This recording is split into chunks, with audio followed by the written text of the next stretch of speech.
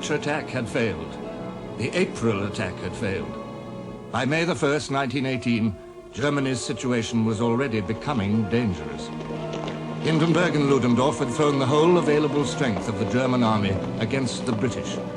Everything that Germany possessed had been flung in. The British had lost 240,000 men in 40 days. The French, coming to their aid, had lost over 100,000. But the Germans themselves had lost nearly 350,000 men.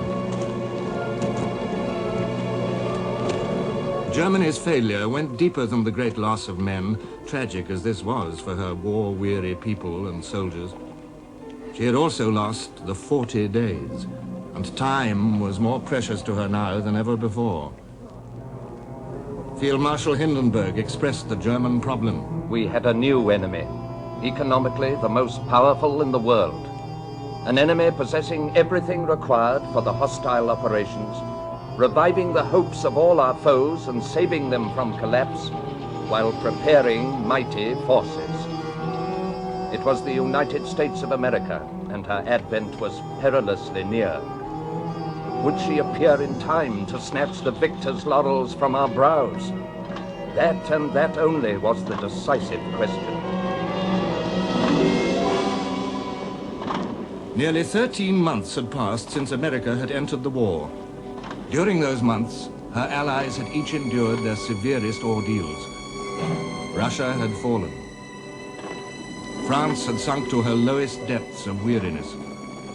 Italy had trembled on the edge of catastrophe. Britain had faced defeat by starvation at the hands of the U-boats. Yet in their darkest hours, the Allies had drawn hope from one thought: the Americans would be coming. Someday, sooner or later. As the weeks turned into months, and the months completed a year, the sour truth emerged that it would be later.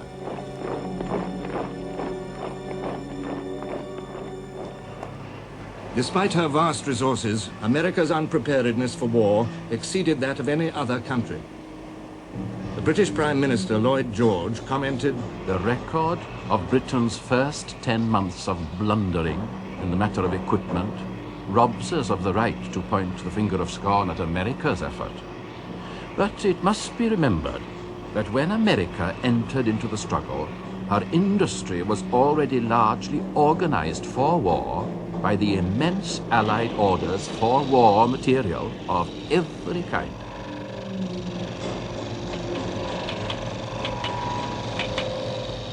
Delay followed delay. Delay in production, delay in organization, delay even in clothing America's new army, all adding up to the worst delay of all, the delay in arriving on the field of battle. As the British awaited the first great German onslaught in March, the historian F.S. Oliver remarked, "It's a question of holding out until the Americans come in." Until the Americans come in. God damn them, are they ever coming in, with all their boastful, vainglorious talk. The March battles were fought without benefit of American support. So were the battles of April.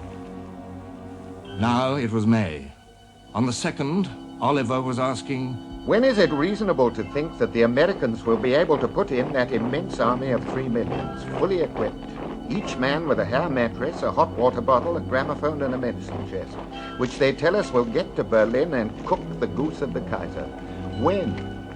If it came next year, it might produce the desired military results. But is there the slightest reason to imagine that it will come next year, or the year after, or even the year after that? From a purely military point of view, I don't see victory approaching. American energy was enormous. American enthusiasm for the war was undoubted. All the ebullience of a youthful nation poured into this effort.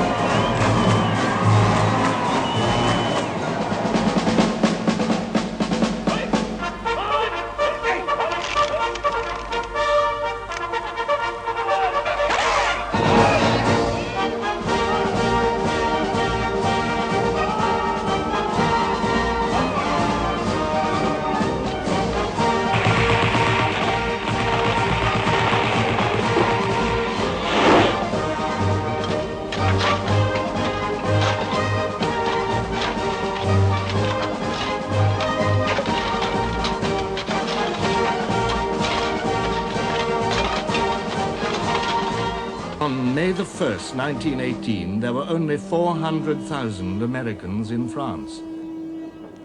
There was only one American division on an active front, only 4 divisions in the line altogether. Sickening for the Allies, the frustrations of the long wait were sickening for Americans too. American soldiers arriving in France were disgusted to find that they depended on their allies for even the simplest munitions of war. The British supplied helmets, clothing, transport, heavy artillery, tanks. The French supplied the vast numbers of field guns needed, aircraft, even machine guns. A shipment of machine guns finally arrived. And when we opened them, we almost had a revolution.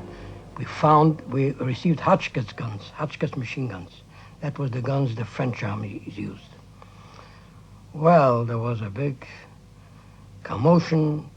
The officers got in touch with the headquarters, and headquarters with the supreme headquarters, and back and forth, but nothing happened. Next morning, the officer came in and said, "Men, I'm sorry, that's it. Those are your weapons, and that's what you'll have to use up front. You better learn how to operate them." Too sweet.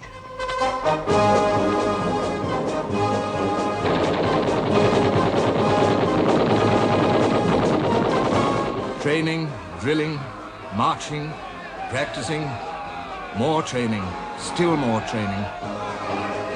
French instructors, British instructors, whatever else they were, the Americans were not idle.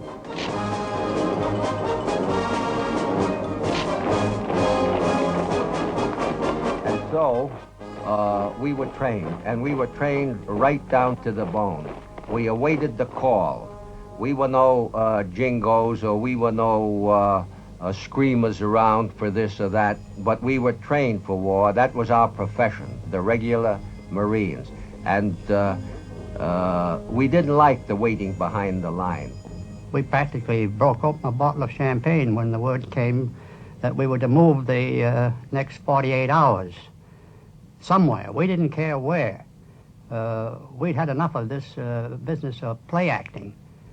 We wanted to get somewhere where we could do some damage and get done, get back home. The first weeks of May passed quietly on the Western Front, but it was a spurious calm. While the Americans completed their training and organization,